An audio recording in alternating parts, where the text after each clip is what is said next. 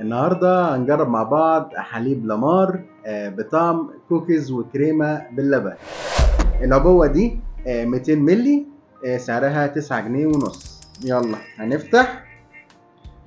ماشي يا يويو. وكمان عليه شخصيات مونستر لوحده. وحش اه على علبه. اه لا والله. اتفضل دي وحش. بتاعتك وانا افتح بتاعتي.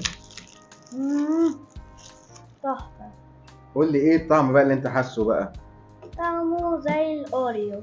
طعمه زي الاوريو. طب دي معلومه كويسه. هدوق بقى. بسم الله. أوريو باللبن، زي الأوريو باللبن. بص، هو طعمه جميل جدا جميل. وطعم الكريمه باين جدا، بس يعني ايه، مش اوريو قوي يعني. أوريو شوية. اوريو شويه. يعني اكتر حاجه باينه فيه هو فيه طعم كوكيز، عجينه الكوكيز يعني. واللي طاغي اكتر طعم الكريمه. لا مشروب غني جدا صراحه.